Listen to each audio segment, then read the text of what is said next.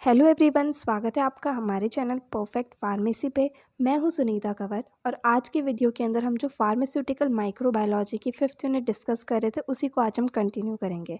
आज की वीडियो के अंदर जो है ये यूनिट कंप्लीट हो जाएगी। सो जो टॉपिक्स हम डिस्कस कर रहे हैं वो है, first topic is animal cell culture, then growth of animal cells in culture, next is general procedure for cell culture and next is type of cell culture, जिसके अंदर आते हैं primary, established and transform cell culture, and last topic is applications of cell cultures in pharmaceutical industry and research. ठीक है, ये सारे topics को आज के वीडियो के अंदर हम कवर करेंगे। तो सबसे पहले हम बेसिक इंट्रोडक्शन देखते हैं एनिमल सेल कल्चर का, कि एनिमल सेल कल्चर जो है वो होता क्या है। तो उसकी डेफिनेशन यहाँ पर लिखी हुई है, the process of removal of cells from an animal and the subsequent growth in a favorable artificial environment is referred to as animal cell culture।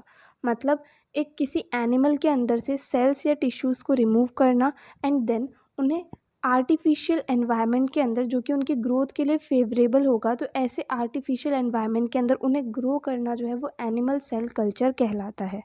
So animal cell culture का तो ये मतलब हो गया कि एनिमल में से कोई सेल या टिश्यू लिया एंड उसे हमने आर्टिफिशियल एनवायरनमेंट के अंदर ग्रो कर लिया। सिंपली सेल कल्चर का क्या मतलब होगा? सेल कल्चर का मतलब ये होता है कि किसी भी ऑर्गेनिज्म में से, जैसे कि प्लांट हो गए, एनिमल हो गए, इनके अंदर से सेल या टिश्यू को रिमूव करना, देन उसे फेवरेबल आर्टिफिशियल एनवायरनमेंट के अंदर ग्रो करना, वो जो है वो सेल कल्चर कहलाता है। जैसे एग्जाम के अंदर कभी डायरेक्टली सेल कल्चर की डेफिनेशन पूछ लें तो ये जो है इसका मतलब होता है सेल कल्चर। ठीक है, नेक्स्ट आता है कि प्राइमरी कल्चर जो है इसका क्या मतलब होता है। तो जो कल्चर जो है वो सेल या टिश्यूज़ को डायरेक्टली एनिमल में से लिया एंड देन उसकी कल्चरिंग कर दी, तो सबसे पहले जो है उसे प्राइमरी कल्चर कहा जाता है। देन उसके बाद में क्या होता है कि उसका सब कल्टिवेशन करा जाता है। तो जब प्राइमरी कल्चर का फर्स्ट सब कल्टिवेशन करा जाता है तो जो उससे सीक्वेंस ऑफ कल्चर हमें मिलते हैं उसे जो है सेल लाइन कहा जाता है। ठीक है, अब जो ये सेल कल्चर या फिर जो एनिमल सेल कल्चर है, इसे बेसिकली करा क्यों जाता है? जैसे क्या हुआ कि हमने किसी भी सेल या टिश्यू को लिया एनिमल के एंड उसे ग्रोथ मीडियम के अंदर ग्रो करा, ठीक है, या फिर क्या कह सकते हैं हम, आर्टिफिशियल एनवायरनमेंट के अंदर ग्रो करा। तो उसे हम ग्रो करते हैं ये चीज़ चेक करने के लिए कि सेल या टिश्यू के अंदर किसी भी ड्रग का क्या इफेक्ट रहेगा, या फिर इस तरीके से एक्सपेरिमेंट्स के लिए जो है मेनली एनिमल सेल कल्चर जो है वो यूजफुल होता है। Now next topic is growth of animal cells in culture. मतलब कल्चर मीडियम के अंदर एनिमल सेल्स की ग्रोथ जो है वो किस तरीके से होती है, उसके लिए क्या क्या पॉइंट्स होते हैं वो हम यहाँ पर डिस्कस करेंगे। तो जो एनिमल सेल की कल्चरिंग करी जाती है वो ज़्यादा डिफिकल्ट होती है एज़ कम्पेयर टू जो हम बैक्टीरिया, वायरस, इनकी कल्चरिंग करते हैं या फिर जो प्लांट की कल्चरिंग करते हैं। इन दोनों से अगर हम कंपेयर करें तो जो एनिमल की जो सेल कल्चरिंग होती है वो थोड़ी सी डिफिकल्ट होती है। अब जो एनिमल सेल्स की ग्रोथ के लिए जो कल्चर मीडिया होता है तो वो क्या होता है, वो दो टाइप्स का हो सकता है। First is natural and second is artificial और सिंथेटिक। तो नेचुरल मीडिया तो ये हो गया कि जो एनिमल्स है उनके अंदर से बायोलॉजिकल फ्लूइड्स ले लिए या फिर टिश्यू एक्सट्रैक्ट्स ले लिए, उनके ऊपर अगर ग्रो करा जा रहा है एनिमल सेल को तो उसे जो है उसे तो हम कहेंगे नेचुरल कल्चर मीडिया। देन दूसरा आता है आर्टिफिशियल या फिर सिंथेसाइज्ड। तो इसके अंदर क्या होता है कि organic and inorganic nutrients, vitamin, salt, serum, protein, इन सब चीज़ों को जो है मतलब आर्टिफिशियली इसे बनाया जाता है। वो वाला मीडिया जो होता है उसे आर्टिफिशियल या फिर सिंथेटिक मीडिया जो है वो कहा जाता है। तो इस तरीके से दो तरह के कल्चर मीडिया होते हैं जिनके ऊपर एनिमल सेल्स को ग्रो करा जाता है। नाउ जब हम किसी एनिमल सेल को ग्रो कर रहे हैं कल्चर मीडिया के अंदर तो उस टाइम पर क्या क्या कंडीशंस मेंटेन करके रखनी होती हैं, वो सारी कंडीशंस जो हैं वो यहाँ पर लिखी हुई हैं। सो टोटल 10 कंडीशंस हमारे पास है। सबसे पहला आता है बैलेंस्ड सॉल्ट सोल्यूशन। तो इसके अंदर क्या होता है, इनऑर्गेनिक सॉल्ट्स जो है उन्हें यूज़ करा जाता है, जो क्या करता है कि ऑस्मोटिक प्रेशर को जो है मेंटेन करके रखता है। ठीक है, next is buffering system. So buffering system, buffer का मतलब हमें पता है जो पीएच को चेंज नहीं होने देता। तो इस तरह का हमें सिस्टम यूज़ करना होता है जिसमें क्या होता है कि पीएच चेंज जो है वो नहीं हो पाए। Now next condition is pH. तो मेनली न्यूट्रल पीएच जो है वो प्रीफर करा जाता है जब एनिमल सेल्स की ग्रोथ होती है वहाँ पर। Next is energy sources. तो मेनली क्या होता है, कार्बोहाइड्रेट्स जो है वो एनर्जी सोर्स की तरह काम करते हैं। शुगर जो मेनली यूज़ होती है वो होती है ग्लूकोज, एंड इसके अलावा जो है maltose, sucrose, fructose, galactose, mannose, इन सब को भी यूज़ करा जा सकता है एनर्जी सोर्स के रूप में। नेक्स्ट पॉइंट जो आता है वो है अमीनो एसिड्स। ना कुछ अमीनो एसिड्स होते हैं जो बहुत ही ज़रूरी होते हैं एनिमल सेल्स की ग्रोथ के लिए, जैसे कि आर्जिनिन, सिस्टीन, हिस्टिडीन, आइसोल्यूसिन, ये सारे जो हैं ये बहुत ही इंपॉर्टेंट अमीनो एसिड एसिड्स होते हैं जो कि एनिमल सेल की ग्रोथ के अंदर इंपॉर्टेंट होते हैं। नेक्स्ट पॉइंट आता है विटामिन्स। सो विटामिन्स जो होते हैं जैसे कि बायोटिन, कोलिन, फोलिक एसिड, इस तरह के विटामिन्स जो होते हैं ये इंपॉर्टेंट होते हैं एनिमल सेल्स की ग्रोथ के लिए, तो वो भी उस कल्चर मीडिया के अंदर प्रेजेंट होने चाहिए। Next condition is hormones and growth factors. तो अलग अलग तरह के हॉर्मोन्स एंड ग्रोथ फैक्टर्स जो होते हैं ये ज़रूरी होते हैं सेल की सर्वाइवल के लिए, उसके प्रोलिफरेशन के लिए। तो कुछ इंपॉर्टेंट रोल होता है हॉर्मोन्स का एंड ग्रोथ फैक्टर्स का। अब जैसे कि इंसुलिन हो गया, इंसुलिन एक इम्पॉर्टेंट हार्मोन होता है, तो ये भी वहाँ पर जो है वो प्रेजेंट होना चाहिए। Next is proteins and peptides. So animal cell की ग्रोथ के लिए प्रोटीन जो है ये एक इम्पॉर्टेंट फैक्टर होता है, जैसे कि फाइब्रोनेक्टिन हो गया, एल्ब्यूमिन हो गया, ट्रांसफेरिन हो गया। ये प्रोटीन सप्लीमेंट्स जो हैं ये ज़रूरी होते हैं ग्रोथ ऑफ एनिमल सेल के लिए। Next is fatty acids and lipids. तो ये जो होते हैं इंपॉर्टेंट कंपोनेंट्स होते हैं कुछ मीडिया के अंदर, जैसे कोई कल्चर मीडिया को प्रिपेयर करा जाता है तो उसके अंदर फैटी एसिड्स एंड लिपिड्स जो होते हैं ये इंपॉर्टेंट कंपोनेंट्स होते हैं। Next is accessory factors. तो एसेसरी फैक्टर्स के अंदर जैसे कि आयरन, जिंक, कॉपर, ये सब चीज़ें जो हैं ये बहुत ही कम अमाउंट में जो है ज़रूरत होती है एनिमल सेल्स को ग्रो करने के लिए। तो इस तरीके से ये सारी जो है ये कंडीशंस थी जो कि एनिमल सेल की ग्रोथ के लिए जो है मेंटेन करके रखनी होती हैं। तो इस तरीके से जो है एनिमल सेल्स की कल्चर के अंदर ग्रोथ हो सकती है। Next topic is general procedure for cell culture. मतलब सेल कल्चरिंग के लिए, सेल कल्चर को प्रिपेयर करने के लिए जो जनरल प्रोसीजर होता है स्टेप बाय स्टेप, वो हम इस टॉपिक के अंदर डिस्कस करेंगे। तो सिंपली तो हमने देखा कि एनिमल सेल कल्चर जो है वो किस तरीके से बनेगा। एनिमल में से हम सेल या टिश्यू को रिमूव करेंगे एंड उसे कल्चर मीडियम के ऊपर ग्रो करेंगे, ठीक है।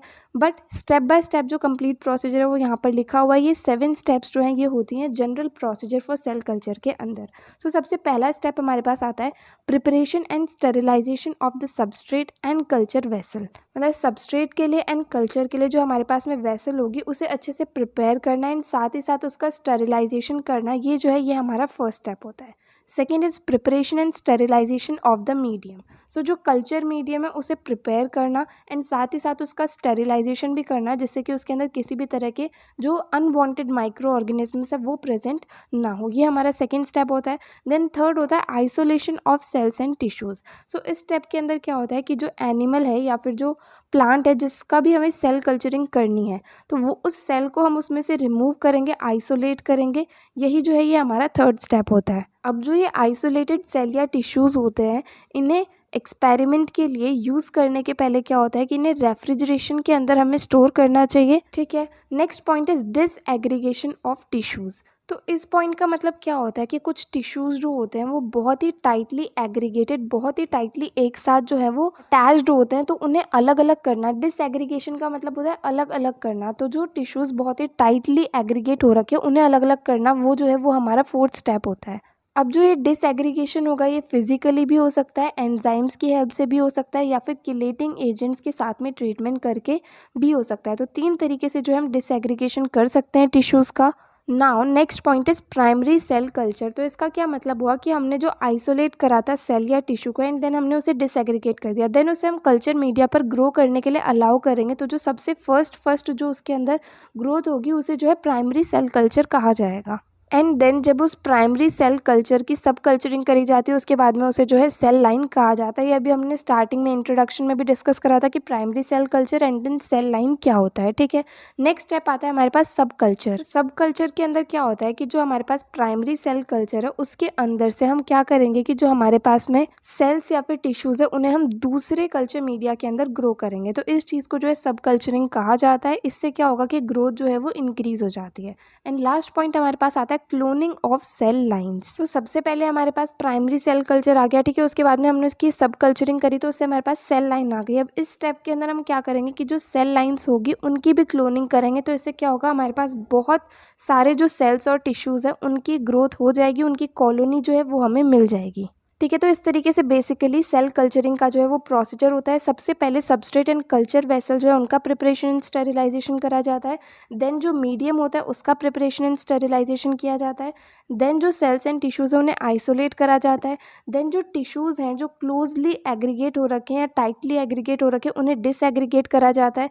देन उसके बाद में क्या होता है, प्राइमरी सेल कल्चर का फॉर्मेशन हो जाता है जब हम कल्चर मीडिया के अंदर सेल्स या टिश्यूज़ को ग्रो करते हैं, ठीक है। उसके बाद में जब हम उसकी सब कल्चरिंग करते हैं तो उससे सेल लाइन फॉर्म हो जाती है। लास्ट में हम क्या करते हैं कि सेल लाइन जो है उसकी क्लोनिंग करते हैं, जिससे हमारे पास बहुत सारे सेल्स जो हैं वो ग्रो हो जाते हैं। ठीक है, now next topic is types of cell culture.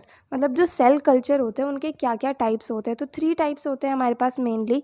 First is primary cell culture, second is established cell culture and third is transformed cell culture. ठीक है, तो सबसे पहले ये है कि प्राइमरी सेल कल्चर जो है इसका क्या मतलब होता है।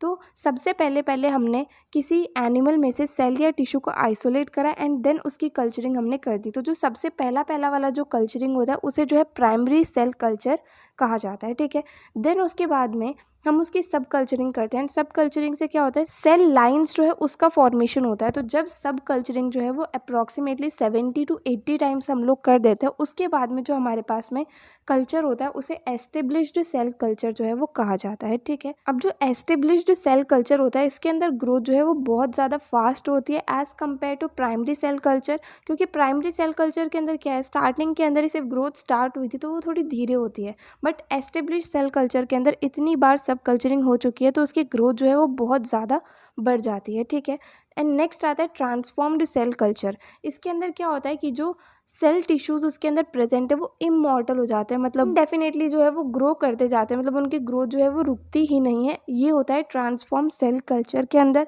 एंड जब अप्रॉक्सीमेटली 80 टाइम्स जो है सब कल्चरिंग हो जाती है तो 80 प्लस जो होता है उसके बाद में जो सब कल्चरिंग होती है उसे जो है ट्रांसफॉर्म्ड सेल कल्चर कहा जाता है। एंड इसके अंदर जो ग्रोथ होती है वो बहुत ही ज़्यादा स्पीड से होती है एंड जो सेल्स होते हैं वो इसके अंदर इमॉर्टल हो जाते हैं।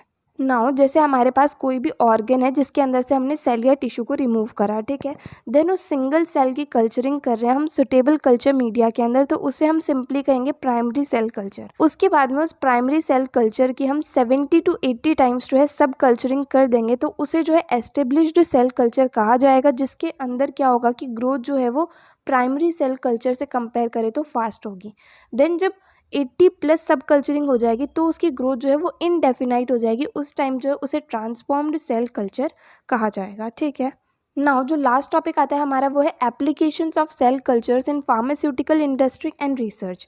मतलब जो सेल कल्चरिंग हमने करी अब उसकी एप्लीकेशन क्या होगी फार्मास्यूटिकल इंडस्ट्री के अंदर एंड फार्मास्यूटिकल रिसर्च के अंदर, वो हम इस टॉपिक के अंदर जानेंगे। तो हमारे पास यहाँ पर 8 एप्लीकेशंस लिखी हुई हैं। वैसे तो बहुत सारी एप्लीकेशंस होती है बट मेनली हमारे पास 5 मार्क्स का क्वेश्चन आता है तो उसके अंदर हम 5 to 8 एप्लीकेशंस जो हैं वो लिख सकते हैं। ठीक है, तो सबसे फर्स्ट एप्लीकेशन इसकी आती है मॉडल सिस्टम्स। सो मॉडल सिस्टम का सिंपली मतलब क्या होता है, जैसे कोई ह्यूमन बॉडी है, ठीक है, उसके स्ट्रक्चर का हम मॉडल बनाते हैं एंड देन उसे हम यूज़ करते हैं लोगों को एक्सप्लेन करने के लिए कि ह्यूमन बॉडी के ये पार्ट्स होते हैं। ठीक है, वैसे ही जो सेल कल्चर होता है ये भी मॉडल सिस्टम की तरह काम करता है अलग अलग एक्सपेरिमेंट्स के अंदर। जैसे कि जो basic cell biology and biochemistry होती है उसकी स्टडी करने के लिए काम आता है सेल कल्चर। देन ड्रग का इफेक्ट जो है सेल के ऊपर क्या हो रहा है ये चीज़ स्टडी करने के काम आता है।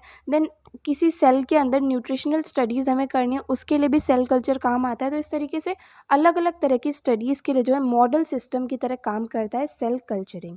नेक्स्ट पॉइंट जो आता है, नेक्स्ट इसकी एप्लीकेशन वो है टॉक्सिसिटी टेस्टिंग। तो जो सेल कल्चर्स होते हैं इन्हें मेनली इस चीज़ के लिए भी यूज़ करा जाता है कि मतलब किसी एनिमल के अंदर से हम सेल या फिर टिश्यू को रिमूव कर लेंगे एंड उसके ऊपर हम जो है ड्रग की टेस्टिंग कर लेंगे कि ड्रग जो है वो इफ़ेक्टिव है या नहीं है, उसका कोई हार्मफुल इफ़ेक्ट तो नहीं है। तो इसके लिए वो काम आता है। एंड जो लिवर या फिर किडनी से सेल कल्चर करे जाते हैं, सेल कल्चरिंग करी जाती है, वो चीज़ जो है वो टॉक्सिसिटी टेस्टिंग के लिए यूज़ होती है। ठीक है, next application is cancer research. तो कोई भी पर्टिकुलर सेल जो है वो नॉर्मल सेल है या फिर कैंसर सेल है, ये चीज़ हम स्टडी कर सकते हो उसकी सेल कल्चरिंग करके। एंड साथ ही साथ जो नॉर्मल कल्चर्ड सेल्स होते हैं उन्हें भी कैंसर कॉजिंग सेल्स के अंदर चेंज करा जाता है अलग अलग तरह के केमिकल्स, वायरसेस, रेडिएशंस, इन सब चीज़ों को यूज़ करके। तो इसलिए कैंसर की रिसर्च के अंदर के कौन से सेल्स जो है वो कैंसरस हैं, कौन से नहीं हैं, या फिर किन केमिकल्स की वजह से सेल के अंदर कैंसर कॉज होता है, तो इस तरीके से कैंसर रिसर्च के अंदर जो है सेल कल्चर की एप्लीकेशन होती है। Next is virology. So virus की स्टडी करने के लिए जो है वहाँ पर भी सेल कल्चर इंपॉर्टेंट रहता है कि एक वायरस जो है वो एक सेल के अंदर एंटर करने के बाद में किस तरीके से रिएक्ट कर रहा है, कहाँ से कहाँ जा रहा है एंड उसका इफेक्ट क्या आ रहा है, ये सब चीज़ स्टडी करने के लिए जो है सेल कल्चर काम आता है। साथ ही साथ वैक्सीन का प्रोडक्शन करा जा सके वायरस के अगेंस्ट, उसके अंदर भी जो है सेल कल्चर का इम्पोर्टेंस रहता है। अब जो वायरस है उनका क्लिनिकल डिटेक्शन करना हो या फिर वायरसेस का आइसोलेशन करना हो या उनकी ग्रोथ को स्टडी करना हो या फिर वो किस तरीके से इन्फेक्शन को कॉज करते हैं, ये सब चीज़ें जो हैं ये स्टडी करने में सेल कल्चरिंग जो है वो काम आता है। ठीक है, next point is cell based manufacturing.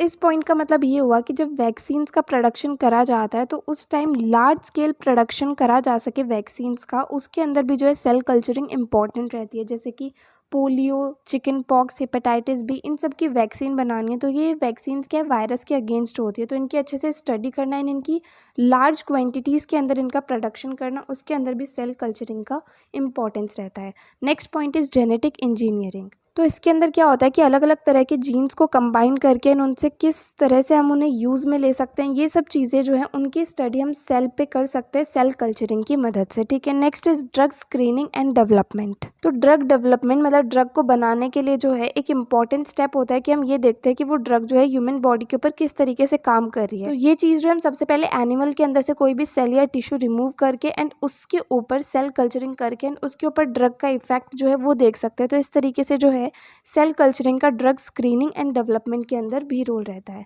Next is gene therapy. कोई जीन है जिसके अंदर किसी तरह की एबनॉर्मेलिटी हो गई है तो उसे नॉर्मल जीन से रिप्लेस करना, उसके अंदर भी जो है सेल कल्चरिंग का रोल रहता है कि पहले हम सेल कल्चरिंग के अंदर ट्राई करके देख लेते हैं कि जो हम जीन को यूज़ कर रहे हैं एबनॉर्मल जीन की जगह वो सही है या नहीं है। तो उस तरीके से जीन थेरेपी के अंदर भी सेल कल्चरिंग जो है इसका रोल रहता है। तो इस तरीके से ये सारी जो हैं ये एप्लीकेशंस हो गई सेल कल्चर की फार्मास्यूटिकल इंडस्ट्री एंड रिसर्च के अंदर।